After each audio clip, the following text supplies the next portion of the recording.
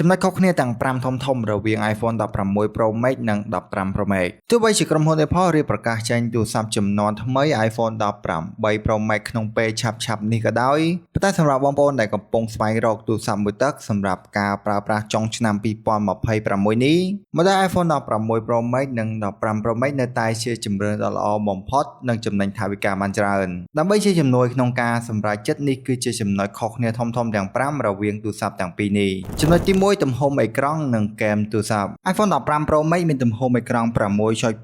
អ៊ីងនិងនៅលើ model iPhone 16 Pro Max ត្រូវបាន Apple ពង្រីកអេក្រង់ឲ្យធំជាងមុនទៅដល់ 6.9 អ៊ីងការពង្រីកអេក្រង់របស់ iPhone 16 Pro Max នេះធ្វើឡើងដោយមានការបង្រួមគែមអេក្រង់ឲ្យកាន់តែស្ដើងដែលធ្វើឲ្យផ្ទៃបង្ហាញរូបភាពមើលទៅធំទូលាយពេញភ្នែកតែម្ដងចំណុចទី2គឺកាមេរ៉ា Ultra Wide កាមេរ៉ា Ultra Wide ឬក៏កាមេរ៉ាទូលាយរបស់ iPhone 16 Pro Max ត្រូវបានដំឡើងទៅកាន់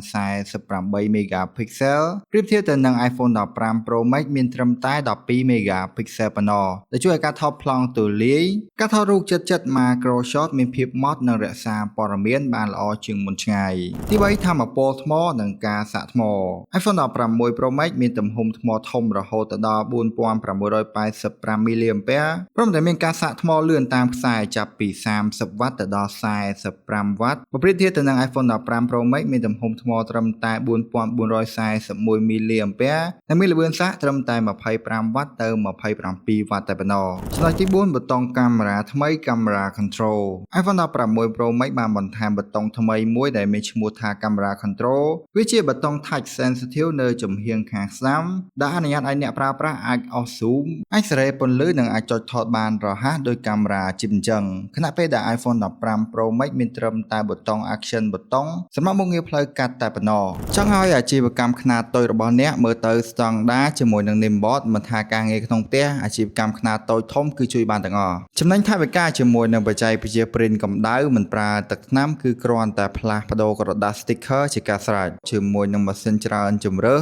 ចាប់ពីខ្នាតតូចដល់ខ្នាតធំវាមានល្បឿននៃការ print លឿនអាច print ក្រដាសច្រើនក្នុងពេលតែមួយដោយគ្មានបញ្ហាកំងឥឡូវនេះជាមួយនឹងទំនុកចិត្តកាន់តែខ្ពស់ជាមួយនឹងការធានារយៈពេល1ឆ្នាំពេញពី Nimbot Cambodiaចំណុចទី5តម្លៃមួយទឹកនៅក្នុងប្រទេសកម្ពុជាយើងនៅចុងឆ្នាំ2026នេះតម្លៃមួយទឹករបស់ iPhone 15 Pro Max បានធ្លាក់ចុះមកនៅត្រឹមតែ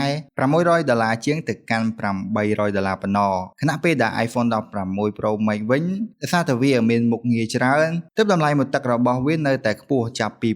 $800ស្ដើងឡើងទៅសរុបជារួមមកសម្រាប់បងប្អូនតើបងប្អូននឹងជ្រើសរើសយកមួយណារវាងការចំណាយតិចរបស់ iPhone 15 Pro Max មួយទឹកឬក៏បន្ថែមថវិកាតិចដើម្បីទទួលបានបច្ចេកវិទ្យាថ្មីលើ iPhone 16 Pro Max មួយទឹកសូមបញ្ចេញ comment នៅខាងក្រោមវីដេអូនេះផង